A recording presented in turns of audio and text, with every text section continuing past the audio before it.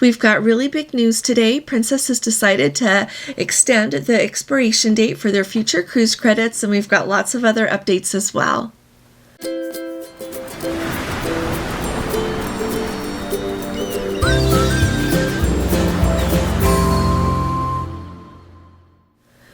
Hi there, this is Allison with Let's Go Travel Tips. Today is Monday, September 19th of 2022, and like I said, Princess has extended the expiration date for their future cruise credits. So let me tell you first of all the new expiration dates and then kind of how that works. So first of all, if you have any future cruise credits that came about during Princess's Cruise with Confidence program that was in place basically ever since cruising restarted and extends through cruises that are going to be sailed, they needed to be booked by, I believe it was May 31st of 2022 and sailed by September 30th of 2022. So if you have gotten cruise credits that you received at any point during that time frame, the expiration dates on those have now been extended to September 30th of 2023, which I think is great news. It gives us a lot longer to use those. Now, if you have cash backed refundable future cruise credits, those are going to have an expiration date now clear December 31st of 2024, which is amazing. It says that Princess says they are also happy to accommodate requests from any guests who want a refund on their cash-backed refundable future cruise credits. Now, if you want that, you are going to have to contact Princess or your travel advisor. That is one of the amazing things about having a travel agent, that we do that kind of thing for you. And I'm going to do a video soon and let you know some of the amazing things that a travel agent would do for you. I think sometimes people don't know these things, but anyway, if you want your money back on those cash backed future cruise credits, like for example, say you had a cruise booked and they canceled it and you left your money sitting with them, those are considered cash backed. You made the decision to leave your money sitting with them. Okay, that is a really good example of what those cash back ones are. And then if you receive though a bonus non-refundable future cruise credit, like say if you leave your money with us, we'll give you a bonus 10% future cruise credit. Those are not being extended. Those are going to expire this year on December 31st of 2022. So go ahead and use those up first. All right. So I think this is really exciting news. It gives a lot of flexibility. It adds I think it's going to help so many people, because I personally know several people that were trying to use theirs up, and the cruises that they could book were either full, like if they needed an accessible cabin, or their schedule was not allowing them with family things or work things to cruise by a certain date that is coming up really fast. This will give us a lot more flexibility. So thank you very much, Princess. That's great. If any of you have any questions about this, just put them in the comments below. And if you would like any help with your travel and you don't have a travel agent, you can send me an email, and my email addresses are below. Always letsgotraveltips@gmail.com works. Okay. So the next thing that I wanted to let everyone know about is we have received updates from several people who in our Let's Go family who are on cruise ships, and I very much appreciate you sending me updates and letting me know how things are going. So first of all, one of you just disembarked from the Enchanted Princess there in New York. You were on an amazing transatlantic cruise, and overall you said that everything went well. You did have, and this I find really interesting, and so really pay attention to the dinner reservations that you make in the Medallion Class app. I have the habit that I just make it and forget it. But you know what? We can't do that. We need to make the reservation and then keep an eye on it, because apparently they can make changes to it. The cruise line can. And so this person said that they had a hiccup with their dining the first 2 nights, because at the last minute the ship decided to change their dining reservation for their group of 12 to the Santorini dining room. They were booked in the Capri dining room, so they were changed to the Santorini dining room, and then they went there on time and they were not even prepared for them, which you have to wonder. She said that they made that dining reservation months in advance. So really keep an eye on your dining reservations, because they might get changed, and then you'll know which dining room to go to and what time. So keep your eye on that. I have heard of other people having the times changed, even in specialty dining. So really keep an eye out on that. She mentioned that they did have a medical evacuation, which cut their time in Bergen. And of course, we know that they had to miss Boston on that cruise due to storms. Now, she said that they have cruised on Princess numerous times, lots of times. And she said she must say that there were several things that we were used to having on Princess that were missing from this voyage. She said she didn't list what they were. And you know what? Maybe that is that thing, though, that, you board the ship, you expect a certain experience, and then when it doesn't happen exactly like we've had in the past, then it's like, what was missing? I can't put my finger on it. And I have had several of you say that. So maybe that's kind of how it is.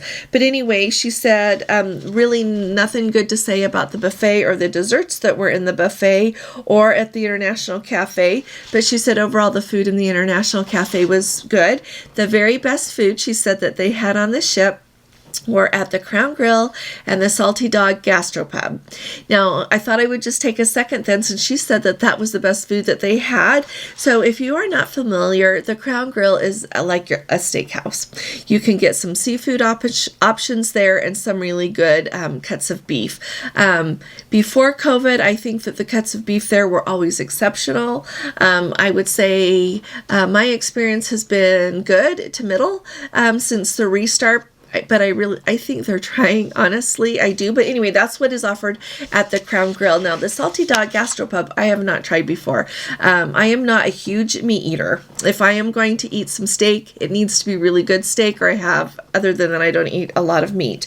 I'm not a vegetarian or a vegan or anything, though. I just don't care for it quite so much, unless it's really good. And so at the Salty Dog Gastropub, they have Princess Craft burgers. They've got a Princess Classic burger, a BLT burger, a veggie burger. They've got sandwiches like a grilled chicken, a North Carolina barbecue. They've got street tacos. They've got loaded fries, either chili cheese or bacon and cheese. And then they've got hot dogs. They've got a chili cheese dog and the salty dog. So the next time we're on board, Gordon and I will make an appointment to try the salty dog grill when we are on board. Like I said, when we were just on the Caribbean Princess in January, they had one, but it was not open yet. On the Regal Princess, you know what? I don't think they have one. I could easily be wrong, but I don't recall that right off. But I will pay more attention and make sure the next time I should look and see if the Discovery Princess has one. We'll be on there in October and we'll take a look and let you know what we think. And any of you who have eaten there before, put it in the comments. It will help us all. The next thing that I wanted to let everyone know about is what's going on in the Ruby Princess. Our Let's Go family members, the Code 4 for Life team, they have a YouTube channel as well you should check out. But they are awesome. And so they are on the Ruby Princess right now. It happens to be their favorite ship. And so they were kind to send me an update. Apparently there are about 3,000 people on passengers right now on the Ruby Princess. All 3 buffet lines were open for breakfast, including Cafe Caribe in the rear of the buffet area. They do get to have the champagne waterfall starting at 6:30. And so that was last night, Sunday night. And the service from the crew has been great. And so thank you very much for that update. Go take a look at their channel. Now we also have a Let's Go family member who is on board the Caribbean Princess right now as we speak. They are on a 10-day cruise from Quebec to New York.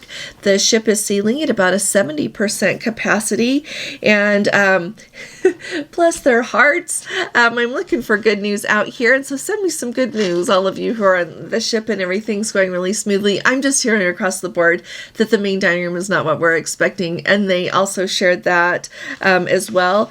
They said that they have waited up for an hour from when they arrived to enter the dining room until they received their appetizer, even if they had a reservation. And they have not opened one of the 3 dining rooms, and the lines to get in the other 2 are ridiculous. And so I don't know why, when we have 70% capacity on the ship, why all 3 dining rooms aren't open. That is something, maybe if any of you are experiencing that on your cruises, let us know that as well. They said that their recent experience on Royal Caribbean and Holland America were much more pleasurable than this cruise on the Caribbean Princess. And he said it really does disappoint them because they have been on so many Princess cruises and absolutely loved it. And so if anybody else is on the Caribbean Princess right now, let us know if things are looking up. If you're on any other ship, even no matter which cruise line it is, please do let us know what's going on, because that helps inform all of us. Now, another update that I thought was kind of cool, the port of Ashdod there in Israel has made a deal, agreement with the port there in Barcelona. Now, this is a big deal, I think, because it's bigger than you might think. Because remember, a couple of months ago, I reported and let you know that Barcelona is really looking at limiting the number of cruise ships that they allow into port. They do not like having so many people come, and they do not like what it is doing to their port area there. If you haven't been to Barcelona yet, they have a beautiful cruise terminal. It is very nicely set up, but it is very, very busy. And so I think it's amazing that they have this deal now with the port of Ashdod, because apparently there in Ashdod, they have made great strides in making the port run more efficiently, as well as keeping everything, like they specialize in port efficiency and communications. They just really look at the whole thing. So I am really hopeful that as Barcelona starts to work with this group there from Israel, that they will be able to get things running more efficiently and have it be so that they don't mind cruise ships coming so much to the port of Barcelona. Barcelona is a beautiful city to visit. To me, it's not the same as Rome. Like Rome, you come and it's clearly further to the city from the Port of Civitavecchia there into Rome. But Rome is Rome. Like there is so much to see there. To me, Barcelona, there is a lot to see, but it is also an extraordinary place just to relax and in a beautiful place. It is a really beautiful place, but it's like a whole different vibe there than in some of the other cruise ports. So I think this is great. And by the way, the group there from Israel that is working with the port now in Barcelona, they also have an agreement, and they are working with ports there in Newark and New York. And so I think this is really exciting, a big step forward for cruising. And so the last thing that I wanted to talk to you about for a minute here is inaugural cruises. This is on my mind an awful lot because right now Gordon and I are booked on that inaugural cruise for it's for the new Sun Princess. It's supposed to sail on February 8th. And let me tell you why I'm really waffling about it. The reason that I want to be on this ship is to see it and to share it with you. I want to be able to show you the kind of things that I show you and talk to you about our experience there, everything to go with it. I would love to be on the shakedown cruise that they do, which is usually like 3 or 4 days. I would love to be on that, but you have to be invited to be on that. So anyway, we're booked on that. However, historically, people always say that on the inaugural cruise, they're always working out all the glitches in the system. The crew is getting better at working together. Things that they hadn't thought about are cropping up, and they're having to work through a lot of things. And I've heard that from, having lots of glitches and things going on that have to be ironed out to not quite so many. And so I would really like to know the cruise experience of those of you who have been on an inaugural cruise and what you might suggest. I know that it is still a ways down the road. It's the beginning of 2024, so we've got over a year, but I like to have things kind of thought out in my mind, and I can easily cancel one and book like the third of those 3 cruises that they've announced. And if you haven't, so tell me what you think in the comments below, and I would love your opinion on this. So also put any questions you've got about anything else down. I hope that you can all join us this evening. We're going to do our live. We always do it on Monday night. It's at 9 p.m. Eastern. And if you haven't subscribed yet, hit that subscribe button. And if you click on that little bell next to where the subscribe button is, then you'll get a notification so that when we go live, you can easily just click on the little notification on your phone, or else come and join us on your computer or your TV. But we really need you all with us, and we would love to have you with us. And if you appreciate these updates, would you please give this video a thumbs up as well? I really appreciate your help. I'll be oh, and you know what else? At the end of this video, Gordon is going to stick on footage from when we were at Hoover Dam yesterday, just for you to see if you would like to see it. It was an extraordinarily beautiful day, and I really did want to stop because I just wanted to see what the water level was looking like. And so if you would like to see, they're around Hoover Dam here in the United States. It is spectacularly beautiful, and you can take a look and watch it. And if you don't want to, of course, that's okay as well. I'll be talking to you all again really soon. You all take really good care. God bless you. Love you. Bye-bye.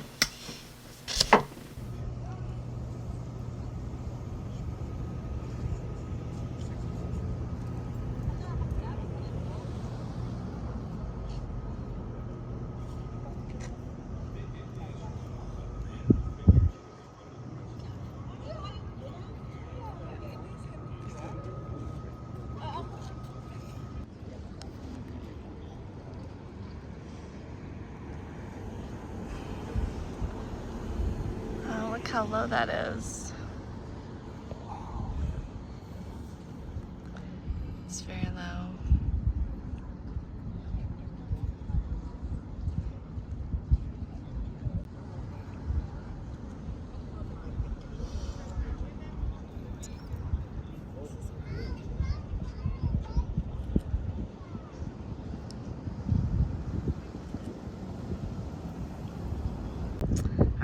here we are, and see right, can you kind of see right here, there's a ruler, and that's to like measure how high it is, and you can see clearly it's been up this high before, and how low it is.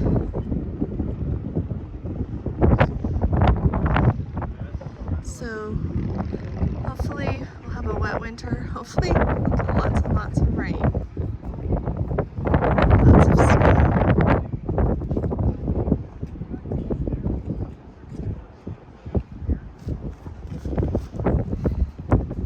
Incidentally enough, if you want to go, this is the old exhibit building, you have to have a ticket to get in, heads up. So I think you probably get it where you go down over here to get one for the visitor center.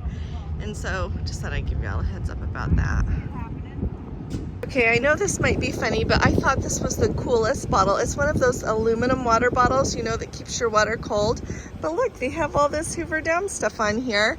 They sell them at the vending machines over by the elevators for the stairs, but I just thought it was really cool and just wanted to show you. I'm not usually one to get things like this, but I just thought it was really cool with the images from the dam on there. So anyway, if you go and you want some, look for it. They're $5.